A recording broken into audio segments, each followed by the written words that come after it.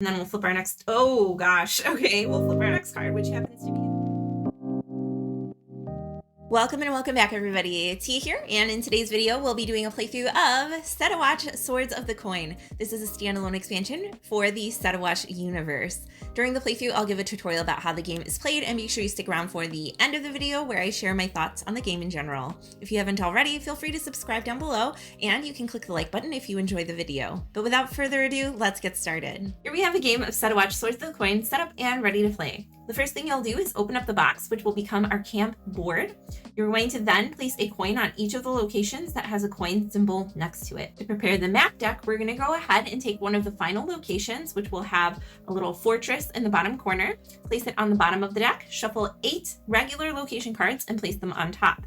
These will go to the map pile here. You are then going to take any of the remaining location cards and shuffle them together with respite locations, which will have a camp icon in the corner, and place them inside the box in the unused locations deck. Then you're going to go ahead and take the fire token and set it to 7 and place the 4 camp tokens somewhere near the board. The next thing we'll do is prepare our adventurers. You are going to choose 4 adventurers and place out their matching dice. Dice will have the shape and color of the dice indicated. As you can see, both our Heretic and Artificer for this game use D6s, so there are an extra pair of D6s provided of a different color so you know which belongs to which character.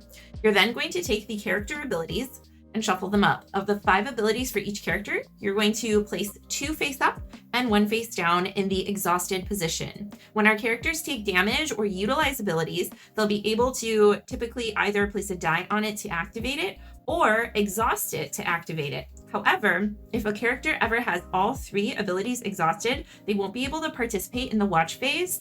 And if all of our characters have all of their abilities exhausted, then we will lose the game. Some of our adventurers will also have special abilities. Our Artificer has the Artificer Staff, which we'll place out starting at 8, and the Witch will have a familiar. In this case, we'll flip it to the crow side to start.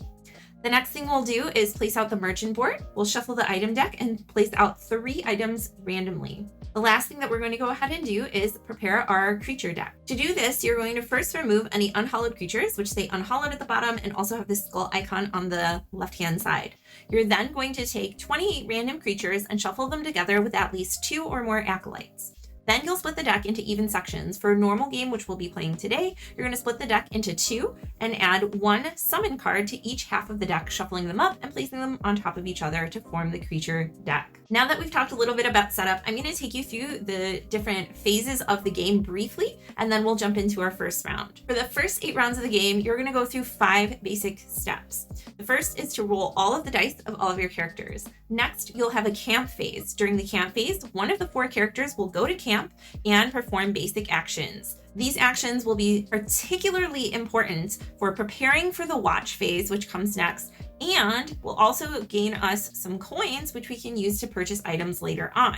Each of our adventurers will go to camp twice throughout the course of the game.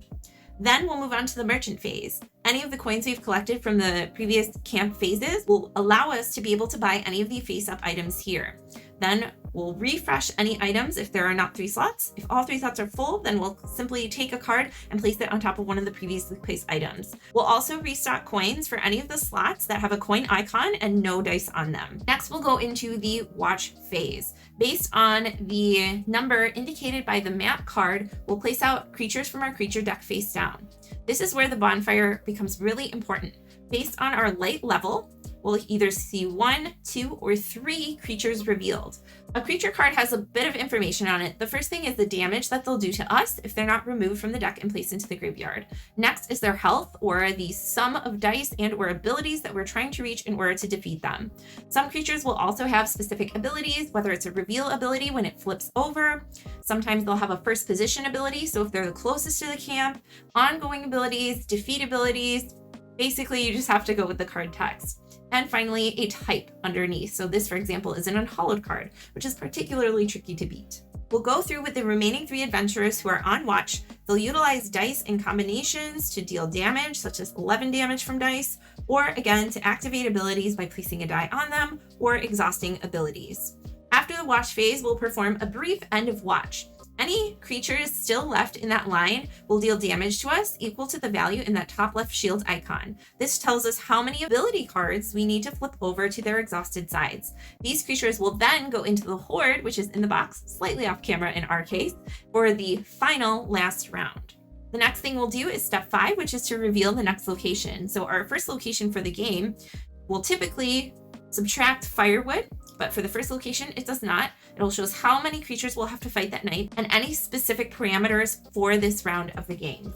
In the final round, we'll not only add cards from the creature deck, but also any of those cards that got put into the horde will come back to fight again, and all 4 of our adventurers will be on watch. So in order to win the game, we have to survive all 9 nights, including that final watch phase with the horde.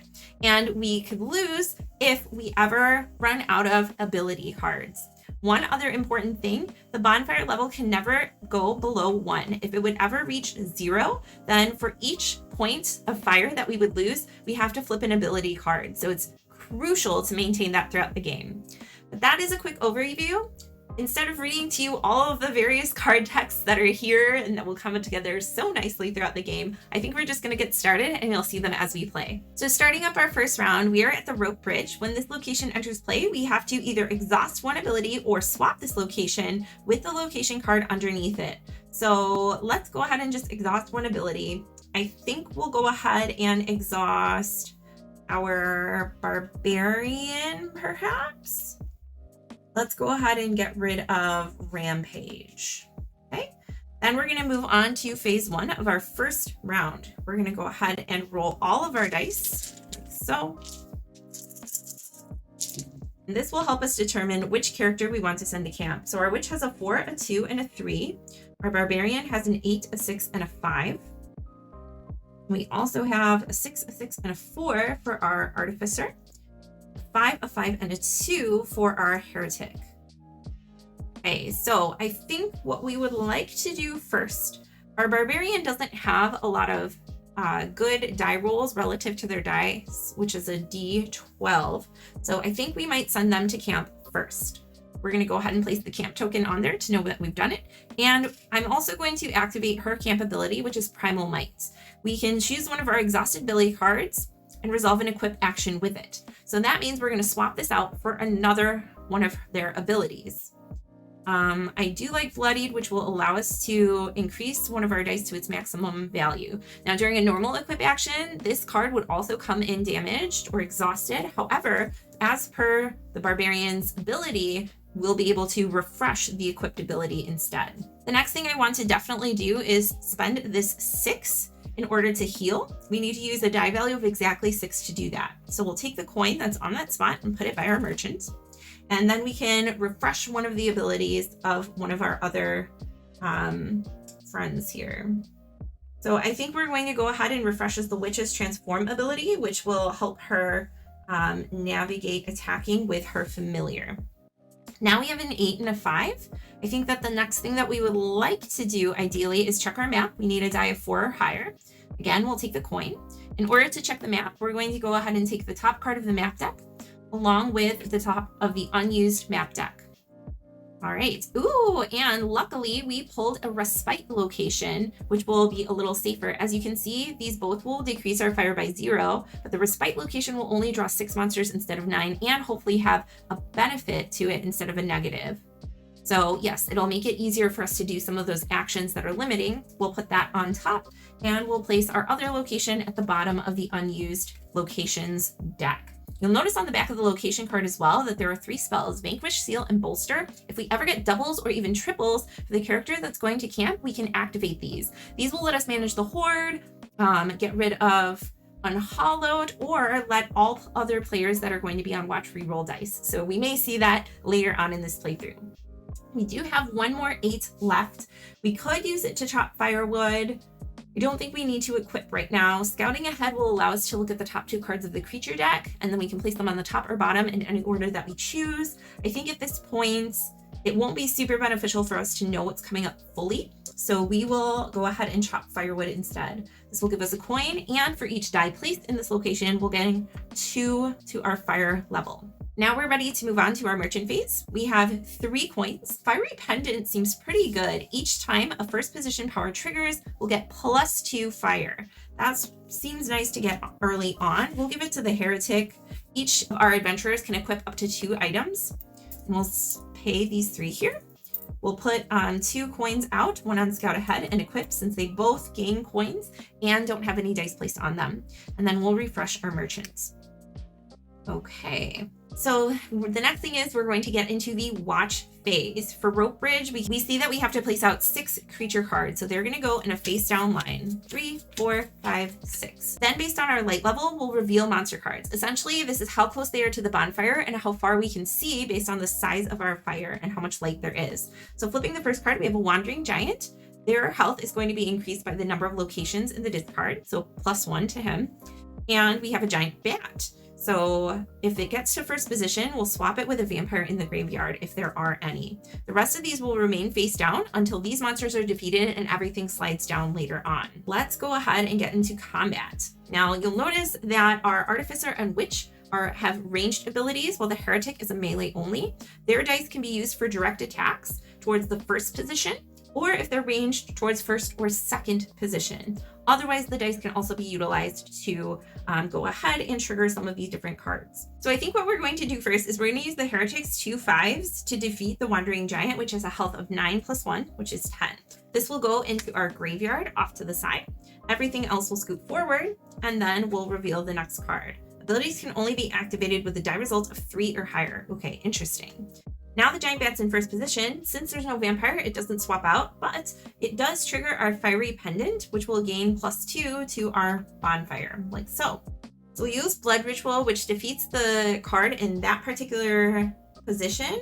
In this case, since our die is a 3, it'll go to the 3rd position and we'll defeat it. And this is a Coffin Rat Swarm, so they are now dead. We'll scoot these cards closer to our bonfire. What we'll do next is utilize our Crow Familiar to attack creatures in either first or second position. So this is 3 along with a 4 from our Artificer, can help us to kill Floating Mind. And then we'll flip our next, oh gosh, okay, we'll flip our next card, which happens to be a Summon.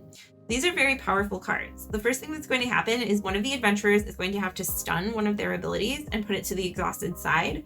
I think we are going to go ahead and stun Premonition. This will help us see more creatures in line, but since our Witch has all of her abilities refreshed, we might as well do that one. And then we're going to replace this with the top of the Unhallowed deck. In this case, we have a Headless Rider. So on the reveal, we're going to move Headless Rider to the end of the line, back here, and then ongoing until Headless Rider is defeated. Each time a creature is moved to the graveyard, we reduce all unspent dice by 1. Oh my word. Okay, is there something we can do? We can deal X damage to any revealed creature where X is the die value plus our charges. Okay, so we could get rid of them right away. And this vampire, when they're revealed, is going to steal the highest die that we've utilized so far, which is a 5. So their total health now is 9 instead of 4. We're going to go ahead and use our Artificer Staff. So this is passive. Once per round, we can deal damage equal to the staff, and then we lose half our charges rounded down. So we go from 8 to 4, but we do defeat the Headless Rider, okay, since they are a revealed creature.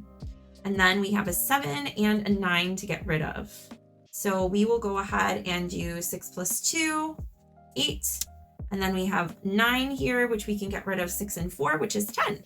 So we were able to make it out okay without too much damage. The next thing we would do is the end of watch phase. Any of these monsters that are still here, again, whether they've been partially damaged or not, unless they're in the graveyard, they're going to deal damage to us. If they're not even revealed, then we'll flip them, deal damage, and these creatures would go to the Horde. But since we don't have any creatures out, we're good to go on that front. The last thing we'll do during this round of the game is the map phase. We'll pull that top card, which we know is our respite location. Our fire will go down by 0. And the adventurer in camp this round may activate the check map and scout ahead actions, ignoring any dice requirements. So typically we need a 4 or higher for check map. For scout ahead, we can do it up to 3 times, but each die will have to be larger than the previous one placed. So going into round 2, we're going to go ahead and roll all of our dice here. See what we get. Now remember that each of our adventurers has to go to camp 2 times throughout the first 3 rounds of the game. Ooh, and our artificer has very low dice, so I have a feeling they may be going to camp this round, just based on those die rolls. A 1, a 1, and a 2 for our witch. Ooh, that's not great either. So I think what we'll do is we'll send our witch to camp. Again, we're going to give her the icon, and I do want to utilize her ability, Dark Magic. So we choose an adventurer and we refresh one of their ability cards. I want to refresh Voracious for our, no. I'm going to go ahead and refresh her Premonition. It won't be handy this round, but maybe later on it'll come in clutch. Now, because we utilize that and it is Dark Magic, we either have to add the top card of the creature deck to the Horde, or we have to combat an additional creature this watch phase. Since we're only at 6, I think we'll be able to handle 7. Knock on wood, but we'll see what happens.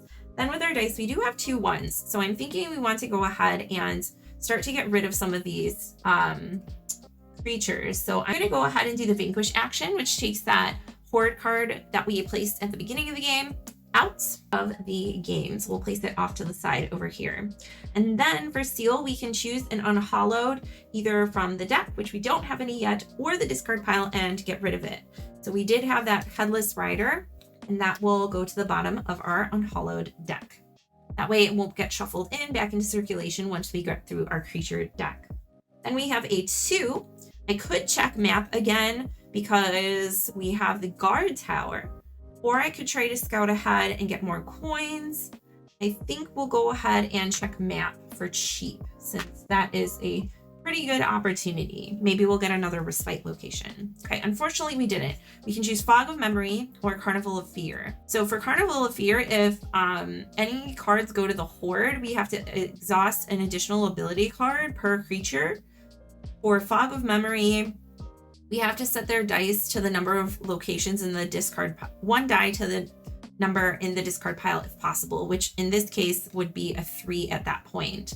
I don't think that that's the worst, since a 3 is pretty good for these characters, not so great for the Barbarian, but we can exhaust Bloody to turn it into a 12.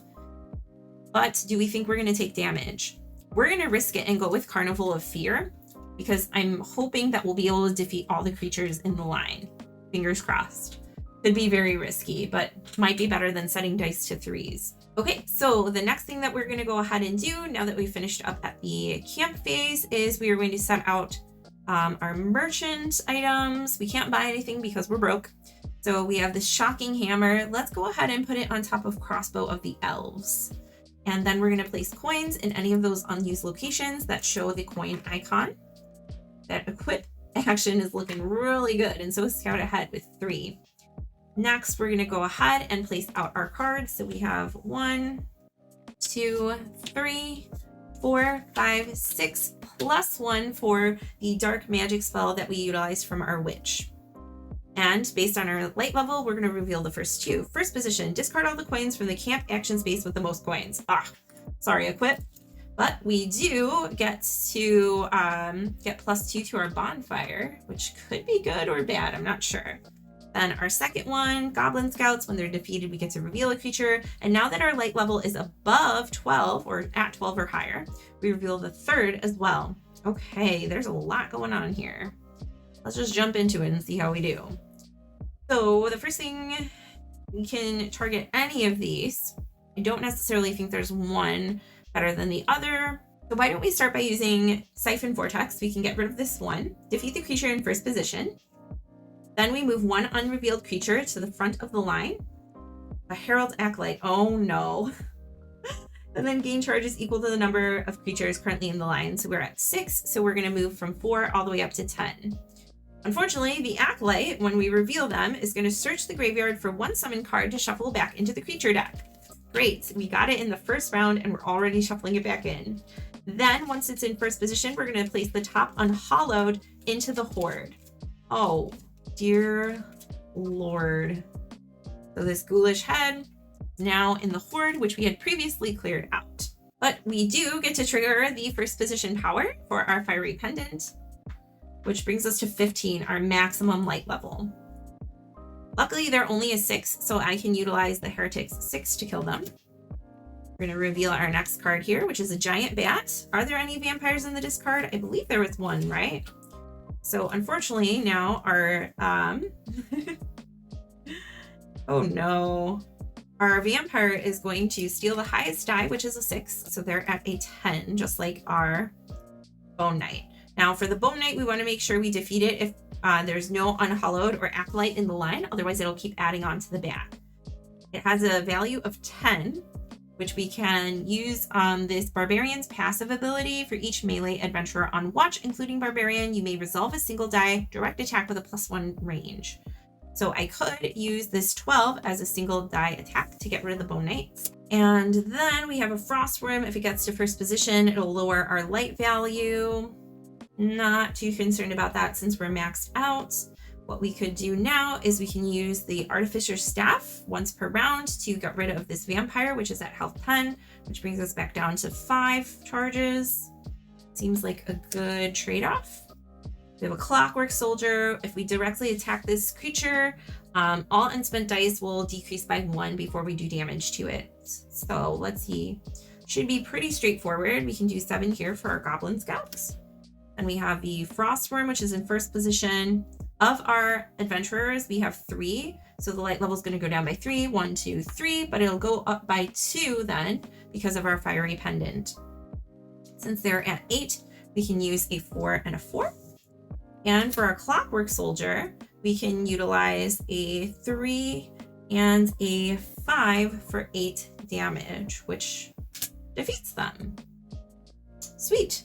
So we are going to go ahead and place out our next map location since there's not really any cleanup there.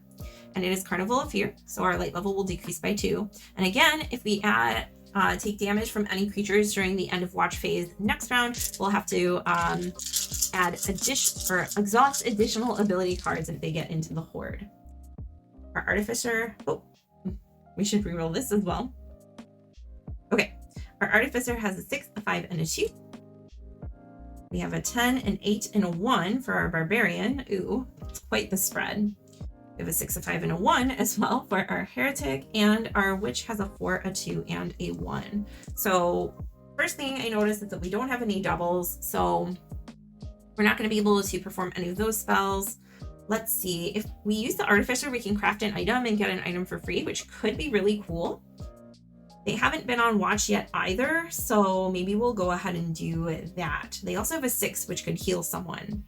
So Artificer, you are going to camp, my friend. Let's go ahead and place the 6 here for the heal action. And we will go ahead and heal... Let's heal our Heretic. The phase shift seems kind of iffy because we get a card off the top of the deck. This seems like a more for sure thing. Then we have a 5 and a 2. We might as well, at this point, scout ahead so that we can get these 3 coins. 2, 3. So we're going to look at the top 2 cards of our creature deck.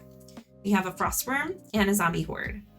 So this is increased by the value on the top of the graveyard. Our Frostworm, however, will make us lose fire. I'm not too concerned about either of these, especially since we'll have our Witch with a 1. We can defeat this if it's the first one in first position. And then our Frostworm will go and trigger, but I think that's fine as well. I really don't want to put these to the bottom because that'll speed up the timing to when we get to a summon card. Let's use the last die, the 5, to utilize the Artificer's ability. So this is called Craft Item. We're going to draw that many cards off the top of the item deck, and we'll get 1 for free. The rest can go back on the top of the deck in an order of our choice. So we have Ring of Repetition, choose an ability card with the die spent, and ooh, okay, so we can trigger an ability twice if we have matching die. Backpack, which will allow us to do an equip action, Firewood, and Firewood, which will give us more fire. Seal Scroll, this will let us search the graveyard for an Unhallow and remove it. So I'm thinking that that's probably more helpful, as well as our 2 Firewood cards, and then Backpack last. I want to keep Ring of Repetition. I'm going to give it to our Witch because she is most likely to roll doubles since she has D4s. At least that's how math works, and we'll give it to her. Okay, moving on to our merchant phase. We have 4 coins, Shocking Hammer. We can use a die and deal maximum damage, or we can get Staff of the Orcs, which lets us deal damage based on the die, but to the creatures in first and second position. That's really good for our barbarian, so we're going to go ahead and purchase that. We'll place it up here for her. And then we'll go ahead and place out a new item card and refresh our coins here at camp. Okay, and we have 7 cards this round. So 1, 2, 3, 4, 5, 6, 7. Hopefully we can get rid of all of them, because if we can't, we're going to be taking a lot of damage. And our bonfire level is at 12, so we're going to reveal the first 3. Zombie Horde, which we know. Frostworm, which we know. Worm, Wyvern. Wyverns are different, right? Worm's like a dragon, but without the front legs, I think. I'm not sure. Is that how you pronounce it? I've never really had to say it out loud. And we have a Scoundrel, which will discard coins from our camp, just like we saw before. All right, what do we want to do? Let's go ahead and... Oh, we don't have our Artificer right there. They went to camp. Our other 3 characters are on watch. So Zombie Horde is actually at 18. We're going to use Blood Ritual with the 1 to defeat the creature in first position. Frostworm, we're going to go ahead and lower our light value by how many exhausted? We only have 1 exhausted of the 3 that are here. So it'll go down by 1, but then it'll increase by 2 because it triggers our Fiery Pendant, which means we're going to flip our next one as well. Forest Giant. Ooh, increase by the next creature's base health, which means we have to flip this one if necessary to reveal it. Oh no, we can only activate abilities with a 3 or higher. Oh, that's so bad. Okay, we're at 7 and 7. I'm tempted to just go ahead and use the Staff of the Orcs with the 8 to get rid of both of these in first and second position. Then the Scoundrel's first position ability won't trigger either. We're going to flip our next card since our bonfire level's at 12 or higher. Each adventurer resolving a direct attack against the Scarecrow must use their highest available die. That's fine. Can we get rid of this Floating Mind, though? We have a 5 and a 2. Oh, but our Heretic is not a ranged attacker, unfortunately. What we can do instead is we can utilize the Crow Familiar for 3 damage plus our 4 for a total of 7. And then... Summon already? Oh no. Choose 1 adventurer to immediately stun one of their ability cards. Oh gosh, really? Come on. Let's go ahead and get rid of Dreadrot for now. Then we replace it with the top, which is the Prince of Vultures. Okay. When they're defeated, after moving this card to the graveyard, shuffle the graveyard into the creature deck. We're just getting summon after summon after summon after summon. All right, that's fine. So we have 8 plus 5, which is 13. But if we can get rid of both of these, then we will only have to deal with the 8, with the value 8 one here. So if we wanted to use our Witch's Transform ability, it'll change to the cat, which is 5 plus 1, 2, 3. So that we're at 8 plus 4 is 12. So that could take out the Prince of Vultures for defeating a revealed creature. So let's do that. Transform. We're going to flip over and refresh to Cat Familiar. They can attack a revealed creature in first position, but we're going to add that value to our dice to kill the Prince of Vultures. And then we're going to shuffle the graveyard back into the creature deck. How lovely. Then we have to deal with our Scarecrow. Oh, we don't have a ranged attack per se, but that's okay. We'll be fine. We have plenty. So we'll go ahead and use our 10 and our 5 to kill the Forest Giant's combined health of 13. And then, oh, we don't have a graveyard anymore. That's right. And then we'll go ahead and use the 6 to kill the Scarecrow. Oh, since it's our highest die from that character. All right, so no cards will go into the Horde, which is really good because it would have done double damage to us as per Carnival of Fear. Not double, but a bonus damage per creature. And then we're going to put out our next map card. Okay, -4. Oh my gosh. 1, 2, 3, 4. Hidden Pass. The adventurer at camp may take the check map action without spending a die. So there is a benefit to that, which is quite nice. We don't need the bonfire as much as we need a check map action or a bonus action, so that's good. Moving on to the next round. Okay. We have a 6, a 4, and a 4 for our Artificer. We have a 3, a 1, and a 1 for our Heretic. We have a 10, and a 1. Oh my gosh, for our barbarian. And we have a 3, a 2, and a 1 for our witch. I think our heretic's gonna go to camp since they have some doubles here. And then we are gonna go ahead and give them their icons. So each of them has been to camp once. Now you could send one to twice back to back and then the rest of them, but they do all need to go to camp twice before those first 8 rounds are done. So we will go ahead and do the seal action, search the graveyard or the creature deck for an unhallowed card of our choosing, and we place it at the bottom of the unhallowed deck. So I'm going to put this Prince of Vultures. That was easy. It was right on the bottom. I'm going to go ahead and place the Prince of Vultures down underneath. We're going to shuffle up this deck, take them out of circulation at least for a little bit. And then we have a 3, a 1, and a 1.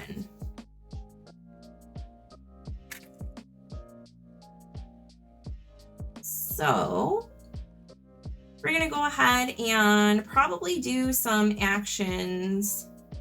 We can, we don't really need to bolster, but I would like to vanquish and get rid of this card from our horde. We can re-roll any of our other dice for those of us who are on watch. So let's go ahead and re-roll this 1 for the barbarian. Becomes a 4. And let's re-roll for the witch the 1 and the 2. Maybe we'll get some doubles so that we can use the Ring of Repetition. A 3 and a 1. Nice. Okay. And then we have a 3 left. For this one, we can also check the map for free as per Hidden Pass. So we'll go ahead and do that. Lighthouse or Forgotten Kingdom. This one is a respite location, so it's going to be better for us regardless. I'm just going to check that one and we'll deal with it when it comes up. And then we have a 3 left. Let's go ahead and we might as well go ahead and chop wood so we can get some money, I guess. Yeah, let's do that. We get our 2 coins. Moving on to the merchant phase. I don't think I want Cat's Eye Opal. It lets us see further into the line, but I don't think we need that at this time. So we'll instead just flip one of these, firewood. We'll place it on top of Cat's Eye Opal. And then we're gonna refill our coins here. 1, 2, 3, 4. All right. And then we're gonna move on to our next watch phase. So we have 7 cards, 1, 2, 3, 4, 5, 6, 7. And we're going to reveal the first 2 since our fire level is at 10. Clockwork Soldier. Okay, so if we direct attack them, we have to decrease the value of all the unspent dice. And Scoundrel, which in first position will discard coins. So we can get rid of Clockwork Soldier without a direct attack using Blood Ritual. I'll get rid of the creature in first position. We have an Acolyte, so we're going to search the graveyard for a summon card. We don't have any. If it gets to the first position, we have to put an Unhallowed into the horde. So we want to deal with this first, ideally. Our Artificer can use the 6 as a ranged attack. Get rid of it. Oh, and the Scoundrel's in first position, so we will gain 2 here, but we do discard the 2 coins on equip. Poison Spider revealed. An adventurer with no exhausted abilities must immediately exhaust 1. That stinks. I guess that will be our witch. Let's go ahead and get rid of Premonition or Transform. The cat does more damage than the crow, but it's a little less versatile. And we can go ahead and actually pair our cat with this 4 to defeat the Scoundrel.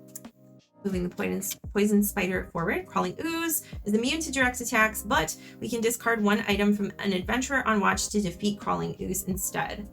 We can use a 4 plus our Artificer Staff using War Staff to deal 9 damage, which will get rid of Crawling Ooze. We have a summon card.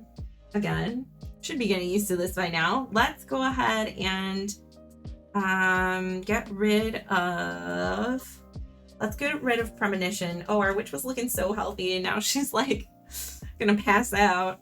And then we replace it with an Unhallowed, which is the Collector. If they get to first position, the adventurers have to discard the most expensive item, and ongoing items can't be used. So let's see. Oh, we can't use items. We don't want them to get to first position. Creature in first position. No. This is bad. 10. 4 plus 3 plus 3. Or a cat hasn't been used yet. We'll do 4 + 3 + 3, and those are all ranged direct attacks. So 10 to get rid of the collector. We can now utilize items again. We have a poison spider. We'll use the cat familiar to attack them. And we have goblin scouts. We'll kill them with a 10. All right. So we made it out pretty okay. We are taking damage, but cards aren't going into the horde. So fingers crossed that that will work out for us in the end. We're about halfway there. Next up, Forgotten Kingdom. Okay, -2 to our fire. When this location enters play, each adventurer with at least 1 exhausted ability may draw 1 item. That's amazing. I'm doing this a little out of order. So each adventurer has 1 exhausted ability.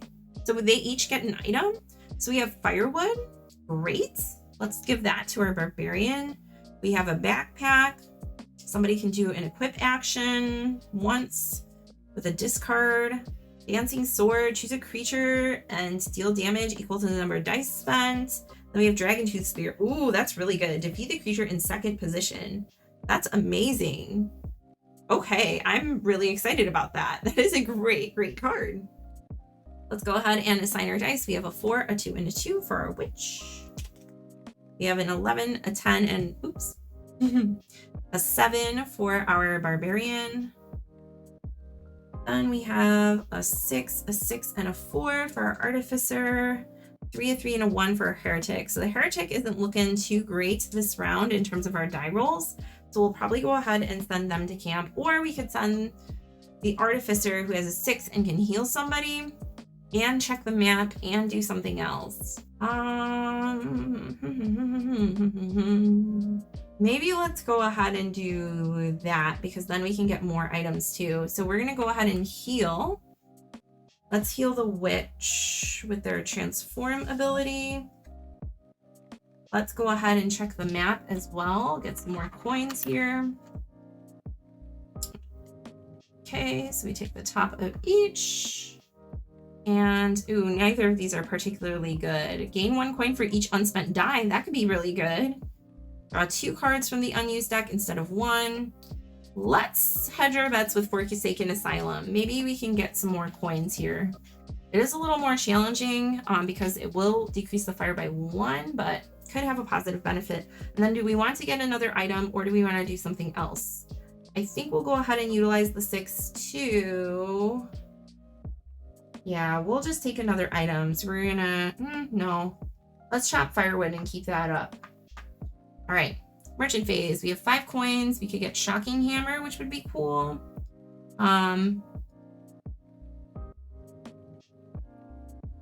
Actually, no. You know what we're gonna do? We are going to get rid of this firewood and add 5. 1, 2, 3, 4, 5. Get that out of here. We're going to utilize the 6 to craft an item. So we look at the top 6 cards. Okay, so we'll look at these and we'll be able to keep 1 of them. Let's see. A backpack, Helm of Prophecy, cancel creatures, reveal power. That's kind of nice. Re-roll unspent dice. Once per watch phase, double the value of 1 of your dice. Reroll any number of your unspent dice, and this one's passive, so it's not a discard. I think we'll take Lucky Charm and give it to our Artificer. That seems really good. These will go back on top. I like canceling the reveal power.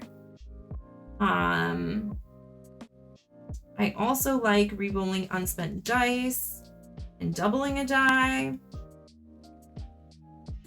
Increase all of your unspent dice by that creature's damage. Wow, these are some great cards. I will go ahead and put these back in this order. Now we're going to go to the merchant phase. We can purchase the Shocking Hammer for our barbarian here. That will allow us to do the maximum damage with 1 of the dice, which for her would be 12. Then we're going to refill our map locations here. Okay, and we have 7 creatures for this watch phase. 3, 4, 5, 6, 7. Okay, and we're going to reveal the first 3 in line as per our live. Oh, swap them with a vampire. I don't think we have a vampire in our discard pile because we shuffled it back in so many times. Joy. But that does trigger Fiery Pendant. Maxes this out to 15. Forest Giant. Hearts will be increased by this guy. Needs direct attacks. Okay. let's see. We can definitely get rid of Giant Bat pretty easily. Let's do that with a... Oh, we don't have a 6 necessarily. Let's use the Barbarian 7. Okay, Forest Giant Clockwork Soldier. Decrease the value of all unspent dice by 1 before attacking. We're going to use Blood Ritual to defeat the creature in second position. But before we do that, we're going to reveal our third, which is a Scoundrel. Okay. I think I'm going to use this too on the Ring of Repetition to kill and repeat Blood Ritual, since we used a 2 for both of those. And then we have a Bone Knight. There are no Unhallowed or Acolytes revealed in line. We have a Golem. Oh, he has a lot of health because it's increased by the items, which were at 6, which is the maximum, meaning he's at 14. But never fear. Let's go ahead and use Dragontooth Spear Exhaust to defeat the creature, or the second creature in line. And we have Floating Mind. We can only use a 3 or higher to activate abilities, which should be okay. We can use our Heretic to do Corpse Pyre, which looks at the top card of our graveyard, in this case, the 10. And we're going to be able to defeat any creature in line with that or less. Let's get rid of Floating Mind. And then our friends here are at 14 and 15. So let's go ahead and see what we can do. We should have saved our dice here for that. 4, 5, 6, 7, 8, 9, 10, 11. Can we kill the Enchanted Golem in second position? I don't think so. So we're at 7 plus 8, which is 15. We have an 11 plus a 4 is 15. And then we have the Enchanted Golem, which is at 8 plus 6. Oh no, that's not good. What can we do instead? So this is at a total of 14. Oh wait, we have 14. Hey, that's how math works. Okay, Enchanted Golem, dead. Goodbye. Whoo, that was close. Oh my word. We are gonna go ahead and refresh all that and move on with our lives. Next one, -3. 1, 2, 3, Forsaken Asylum. At the end of the watch phase, each adventurer gains 1 coin for each of their unspent dice. We'll be facing off against 7 creatures during this phase. Oh, and we forgot to flip our Artificer to his second side to show that he's been to camp twice. Okay, 4, 3, 2. So the Artificer can no longer go to camp. We'll have to choose one of our other characters. 9, 6, 5. I'm thinking it might be the Barbarian because these are not great dice, unfortunately. 3, 2, 1 for our Witch, and 4, 1, 1 for our Heretic. All right, let's go ahead and send the Barbarian to camp, like so. We have a 9, a 6, and a 5. We can use the 6 to heal. Let's heal the Heretic, Red Rot, making a comeback, and then we can check the map. Why not? Seems like a good thing to do. Bonehenge deals with undead creatures, or hey, if we kill everybody, then we get to draw an item, but it's 9 cards. That seems like a lot. So Bonehenge, if we have an undead creature power trigger, we'll have to add another card, but that seems easier than trying to go through 9 cards. Unfortunately, we didn't get a respite location. Sad day, but should be okay. All right, and then we have a 9. Let's go ahead and oh, we can utilize her Primal Might. Let's get rid of this and swap it out with a refresh one of Rampage. Let's go ahead and scout ahead. Go ahead and scout ahead. Oh my gosh. Draw the top 2 cards from our creature deck here. Vampire and Floating Mind. If we put Vampire on top, they won't be able to steal any dice. And Floating Mind isn't great, but it's at least easy to kill. So we'll leave those 2 on top. All right, so moving into our merchant phase, we have 3. It's just a graveyard for an Unhallowed of your choosing. I don't think we have any Unhallowed in our discard though, so that's not great. We'll just flip over the next one. Helm of Prophecy. Cancel a creature's reveal power that just triggered. That is really good. Where was that 2 seconds ago? Add our coins for next round. Okay. And we have 7 this round. 1, 2, 3, 4, 5, 6, 7. We reveal the top 3. Vampire, Floating Mind, and Zombie Horde. Ooh. So let's go ahead and see if we can deal with our vampire quickly. First, we need a 4. Do there. Reveal the next one, Bone Knight. So you want to kill Bone Knight when there's no Unhallowed or Acolyte in the line. Floating Mind, we can kill with 6. Nobody has a 6, really?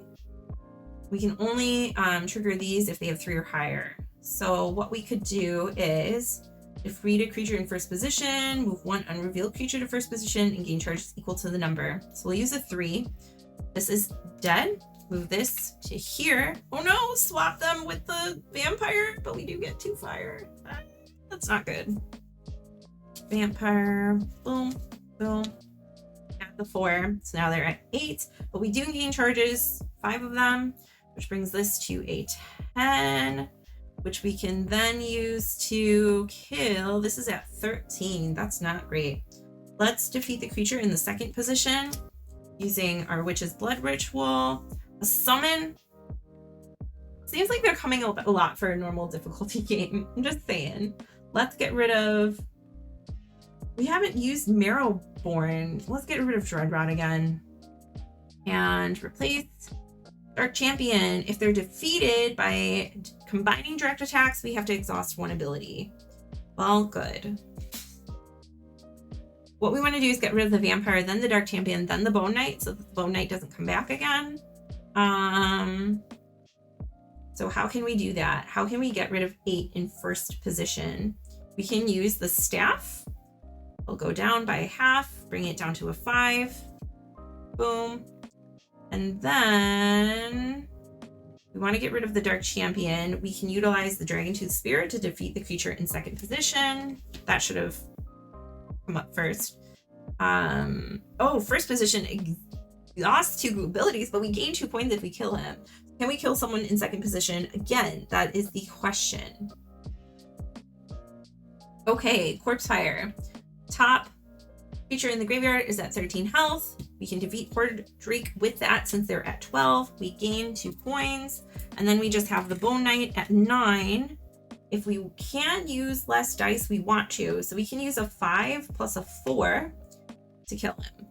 Hey, and then we have 1, 2, 3, 4 unused dice, which means we get 4 coins. Oh, we're just rolling in the cashola.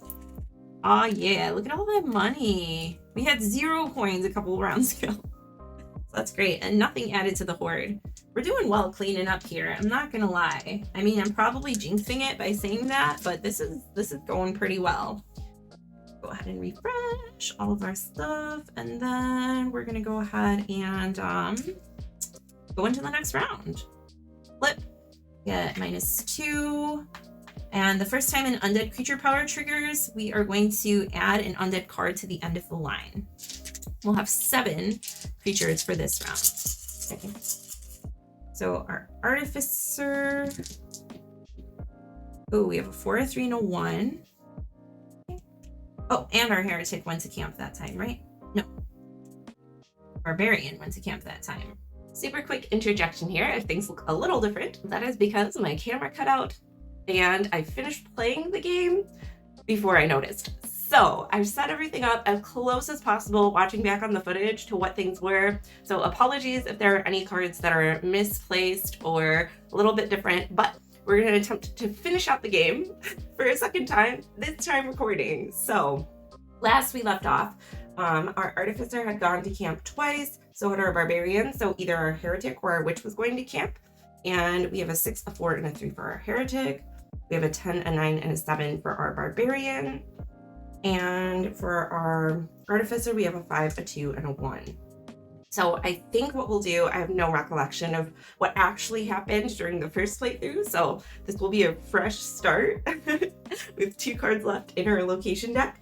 I think we're going to go ahead and send the Heretic to camp because the 6 for the heal is very appealing, and we will go ahead and heal Dreadrot. I think this one seems like it might be helpful, or actually, since our Witch is going to watch this round, we're going to go ahead and heal Premonition instead. Then with our other 2, we could chop Firewood. We could scout ahead. We could check the map for one final time, which doesn't sound like the worst thing to do. So let's go ahead and do that action. So we have either tribal lands or tall grass. Tall grass is a little easier, but first power positions will trigger and move them closer to the front of the line, which might actually be good because we have Fiery Pendant, whereas tribal lands will have an additional, but we'll get some rerolls if we defeat goblins. I know there are at least one goblin in the deck, but I think we're going to go ahead and stick with tall grass here. And then we have a 3. We might as well use the chop firewood action to get those 2 coins and bump our fire up by 2. Okay, let's do that and place these here. And then we're ready to move into our watch phase. So we have 7 that will go to the line, but if we have an undead creature power trigger, then we will have to add an additional undead to the end of our line as well. So I'm going to go ahead and deal out our first 7. 1, 2, 3, 4, 5, 6, 7. Okay, and flip. Okay, a Herald Acolyte already. So we are going to search the graveyard for 1 summon card, shuffle it back into the creature deck. And then we are going to place the top unhallowed in the Horde. Ooh, okay. Very fun. All right, and we'll shuffle this up. Off to a great fresh start. And our next card, Vampire. Steal the highest available spent die. We don't have any spent dice as of right now. And Crawling Ooze is immune to direct attacks, but we can discard an item to get rid of it. So why don't we go ahead and target our Vampire with this 4 as a ranged attack. Sliding these forward. We have a Scoundrel, which will discard all the coins from the camp, from the space with the most coins, so that equip action if we don't deal with that. I think the next thing we can do is use the 9 on our Staff of the Orcs to get rid of Herald Acolyte and Crawling Ooze. Scoundrel will discard these 2, which isn't great. And we have a Frostworm, another Scoundrel. Let's see. We can go ahead and defeat the creature in first position. Move an unrevealed creature to the front of the line. We have a Wandering Giant. And gain charges equal to the number of creatures currently in the line. So we have 3. That moves our staff up to 8. And Wandering Giant is at 9 plus our 7 previously discarded locations. So they're currently at 16, which is not good, but we can definitely deal with it. We can use our Blood Ritual to get rid of the Wandering Giant since it's in first position. Frostworm, we're going to decrease our fire level by only 1, and we'll go up by 2 because of our Fiery Pendant. Oh, and before we do that, actually, let's use the Dragontooth Spear to get rid of Scoundrel. Boom, and boom. Awesome. Pretty clean. We do have some enemies, that enemy in the Horde now, though, that we have to deal with, so we'll definitely be having to take care of that here in just a moment. Okay, so moving into our second to last round, we have Tall Grass, which will decrease our fire level by 1. And again, our first position creatures are going to trigger and get closer and closer. All right, there we go. Oh, and the Heretic went to camp that time. So our Witch will be going to camp regardless. We have a 2, a 1, and a 1. Nice. And, oh, I forgot to put out our actions. 1 would go on Equip, but that got discarded. So the only one would be on Scout Ahead. Okay, we have a 6, a 2, and a 1 for our Artificer.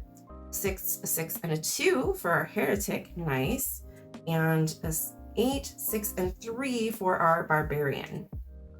Okay, so our Witch is going to camp for a second time. We can use Dark Magic, which would have us draw an additional creature. I think we can swing it. We want to have as much healing as possible going into that last round. So I'm going to go ahead and refresh Deadrot for our Heretic here. And that'll just mean we have an extra creature card. So I'm going to go ahead and 1, 2, 3, 4, 5, 6, 7, put 7 out right now so I don't forget, because that is a very likely scenario. And let's see.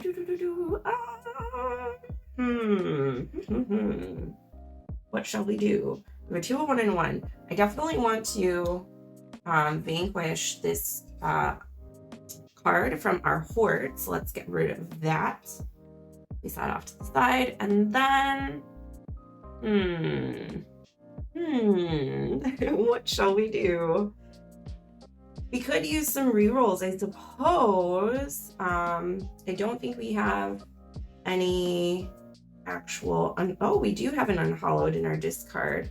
Although I'm not sure that that will matter because we only have a certain amount in our deck.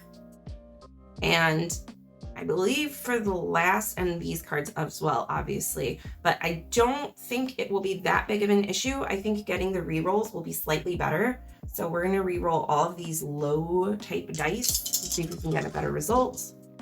Hey, nice, 2 5s for our Artificer, a 2 again, oh, and a 1 for our Barbarian. Whoops, okay, well, that just happened. And then we have a 2, we might as well scout ahead and get the last little coin here. Oh, and I had forgotten to flip this over. We'll put Everlasting Blade over Seal Scroll here. Okay, so we're gonna look at the top 2 cards. Crawling Ooze and Forest Giant. These aren't too bad. Maybe we'll put Forest Giant on the bottom though. Because if they're like the last in the line, then it'll be increased. Maybe, I don't know. It's hard to have them at the front because then you have to get rid of everything else by discarding everything in second position first. I'm not too jazzed about that. All right. And we are ready to move on to our merchant phase. We have 3 coins, which isn't enough to purchase any of these cards. So we'll just go ahead. Well, we could buy Firewood, but we really don't need it. So I'm going to go ahead and flip this card. Helm of Prophecy, we'll put it over top of Everlasting Blade. And then we'll go ahead and refresh our coins here. All right. Seem to remember in the first playthrough that didn't get recorded, I had a lot more coins going into the final round, but I think we'll be okay. We are fully equipped with 2 items each, so fingers crossed that that will be enough. Okay, and we're going to place out our 6 cards plus 1 for Dark Magic. 1, 2, 3, 4, 5, 6, 7, and we're going to reveal the first 3. Crawling Ooze, as we know. We also have a summon card. Oh gosh. Okay. Sorry, Dreadrot, you're getting exhausted again. And then we replace it with an unhallowed, so we have Ghoulish Head. Ooh, fancy. And Giant Bats. Okay. So if it gets the first position, it'll swap out with a Vampire. But we could probably get rid of it before that happens for sure. Oh, and each undead creature in line gains +3 health. So we definitely want to get rid of that before any undead show up. Like if the Giant Bat transforms, that would be really bad. So, and since Giant Bat has a first position trigger, it's going to move forward via Tall Grass. So now it's in second position. Hopefully we can deal with it a little bit more quickly. So what I think I'll do is I'll use this 8 with Staff of the Orcs to deal 8 damage to the first 2 creatures in line. We'll discard them. Then we're going to go ahead and flip our next card, Goblin Scouts, and our next card, Frostworm. Okay, and this has a first position location, so it'll move forward. I think I'm going to go ahead and use this 2 to activate Marrowborn. So that lets us defeat a human or goblin creature in the line. Then we search the graveyard for the top undead creature, and it becomes tamed until the end of the round. So we have... Don't tell me we don't. Okay, a Vampire for 4. Not great, but we essentially changed out that 2 die for a 4 damage. And we got rid of our Goblin Scouts, which will help us reveal a creature in the line. That's pretty nice. Okay, Poison Spider, reveal. An adventurer with no exhausted abilities must automatically exhaust one. So I guess that'll be our Barbarian. We'll go ahead and exhaust Bloodied, I think. And then we have our last one revealed because of Goblin Scouts. Okay, we don't have any undead creatures, so that's pretty nice because they won't be pumped up by this Ghoulish Head. We might as well get some charges though, so defeat the creature in first position. We don't have any unrevealed creatures to move forward, but we will gain 3 more charges, which brings our charge total to 11, which is the maximum for going into that final watch. Oh, and then Frostworm. No, I wasn't thinking. We should have done that first. Okay, well, that's unfortunate. We do lose 3. 1, 2, 3, but it goes up by 2 for our Fiery Pendant, so we maintain that light level of 3 to scout ahead and see. Next up, we'll go ahead and do range attack to Poison Spider using this 5. For this 7, we might as well use the vampire and one of these dice, even though that's super overkill. And then for our last Goblin Scouts, we can go ahead and just combine whichever dice. Alrighty. Okay, so going into this final round, very exciting. We're going to go ahead and reveal our next location, which is the Broken Altar. Our light level goes down by 2, and we're going to have 10 enemies to face plus anything in the horde. Now, luckily, we were able to defeat all those cards, so it will just be facing the 10 enemies. But each time an unhallowed is added to the line, we may search the graveyard for the top unhallowed card and add that card instead to the top of the unhallowed deck. Interesting. Okay, so we can kind of swap out unhallowed. But luckily, I don't think that we have that many in the deck, if any at all. So we're going to go ahead and roll up all of our dice. And none of our adventurers are going to be going to camp. They're all going to be on watch for this final epic battle, which is so cool. I love it. And we're coming in with a little bit of damage, but I think it will be manageable. So let's go ahead and get our 10 cards out. 1, 2, 3, 4, 5, 6, 7, 8. Oop, and then we have to shuffle for the last 2. Ooh, this is 10s. Okay. 1, 2, 3, 4, 5, 6, 7, 8. We have 9, 10. Watch me have like shuffled back both of the 7 cards or what have you. Okay. And we're going to reveal the first 2 in line only because our light level is at 10. Scarecrow. Each adventurer resolving a direct attack must use their highest die, and Clockwork Soldier will have to decrease if we use direct attacks against them. I really don't want to decrease dice, so I'm tempted to just use the Dragon Tooth Spear on them. Let's see, what could we do? We could just get rid of this one using the 6, but I think I want to get rid of Clockwork Soldier first because I don't want to decrease my dice. I'm going to use Dragon Tooth Spear. The Summon card. Oof. Okay. Well, we don't have any unhallowed in our discard pile that we can utilize from Broken Altar, so that's just going to happen that way. And the power that we will exhaust is, let's get rid of Premonition. I don't know that peeking is going to really help us with these low dice. So if this Dream Master gets to first position, the adventurer in camp immediately exhausts one of their ability cards. Lol, we don't have any adventurers at camp, so that's fine. And we would get more to our fires so we could see farther away.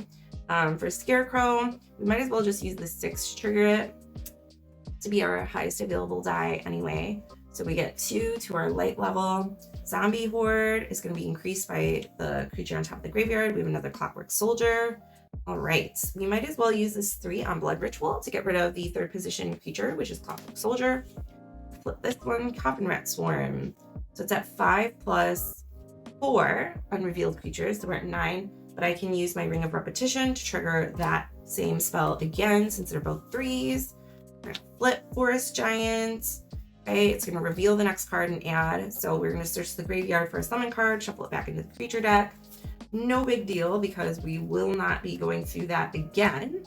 And then if it gets to first position, we have an unhallowed into the horde, which also no big deal because hopefully we won't have to re-add the horde or have any cards that deal with that. So our zombie's at 12, not ideal. Can we get rid of it using something? So I can use War Staff with a 4 plus 11 is 15, which could get rid of our Forest Giant and or Zombie Horde. I think the Forest Giant has a little bit more right now, but that'll pump up the Zombie Horde. So we might as well get rid of the Zombie Horde using that. And then we can we get rid of the Forest Giant in 2nd position using anything? Okay, we can use Marrowborn to defeat a human, which is the Acolyte. Then we're going to take the top undead creature, which is our Zombie Horde, and add it as a tamed creature. Fighting, our light level is still 3. Okay, so Collector. I'm not sure if we had this card already. Apologies. Oh wait, yeah, no, he came out last time. So items cannot be used, and if he gets to the front, we have to discard our most expensive item. I think we should be okay though, because that's the Dragon Tooth Spear and it's already been utilized. So let's go ahead and, oh, they're at 17. My word. Let's use the Artificer's Staff, which brings it from 11 down to 5. It's half rounded up or rounded down for the, you know what I mean. And that'll get rid of our collector. Then we have Crawling Ooze. We can discard an item from Adventure on Watch to defeat Crawling Ooze. Might as well. We'll get rid of Backpack. Get rid of that. Forest Giant is now at 7, so we can utilize the 8 on Staff of Orcs to get rid of Dream Master and Forest Giant in one fell swoop. Oh my gosh. And that is a playthrough of Setawatch Swords of the Coin. Hopefully you enjoyed it. Again, apologies about the cut and if the decks were a little bit off. I tried to match it as best as possible, but at least you get a full, complete vision of what the game looks like from start to finish. So there you have it. That is a full playthrough of Setawatch Swords of the Coin. I'll start by saying the original Setawatch is one of my personal favorite games to play solo. You may have seen it in my top 10 solo video back in the day, but Swords of the Coin really ups the ante with those coins and the addition of the items. It just gives it an extra little pizzazz that I really enjoy without being too cumbersome or detracting from the streamlined nature of the game. I really love the dark high fantasy theme. You may know that about me, maybe. So this game is a really excellent showing of that. And unlike many other games that feature a lot of combat heavy die rolls, in Setawatch, you roll your dice and set them before you go into battle. So there's no, oh, I hope I get the right roll, or I hope I deal enough damage to kill this enemy. In that way, it's very strategic and very planful. Now, there may be two little things that might not be for everybody. The first is the player counts. Regardless of if you're playing with anywhere between 1 to 4 players, you do have to use 4 characters. So in a 1-player game, this works out great. You can manage everybody. In a 2-player game, it also works out pretty well. But in 3 and 4-player games, this can be a little bit tricky because in order to be successful at Setawatch, you have to pay excruciating amounts of detail to everything at your disposal. That does lend itself slightly towards an alpha gamer situation where one person is dictating what everyone should do. So for your particular playgroup, this may work great. For others, it may not. If you're looking to play this primarily as a solo game, it is not a problem at all. The second little thing that may not hit the nail on the head for some people is the immersion of the game. I think this game is extremely immersive. The theme, the artwork, and most importantly, the tension from round to round really comes through nicely. The little bit of relaxation during the camp phase, but with the impending threat of doom, really increases the tension between each camp and watch phase. And as you add more Unhallowed to the deck, and as the horde grows, you can see the threat looming in the distance, and I think it makes for a really nice game arc. For some people, however, they may be looking for a more RPG style game. Setawatch may not necessarily be that. At 4 players, you would control 1 character, which may lend itself to that. So there may be some differing opinions on this, but I think the game does what it set out to do really well, and that's to be a strategic, engaging, and unique showing in this dark high fantasy theme for a cooperative game. So if that sounds like it would be right up your alley, it's certainly right up mine. Be sure to check out Setawatch Swords of the Coin. And that's all the time we have for today. If you enjoyed this video, please consider giving it a like. You can also subscribe down below for more breaking content, and let me know in the comments what other games, either in this theme or solo games, would you like to see me do a solo party for next. Thanks again so much for joining me, and I'll see you next time. Bye.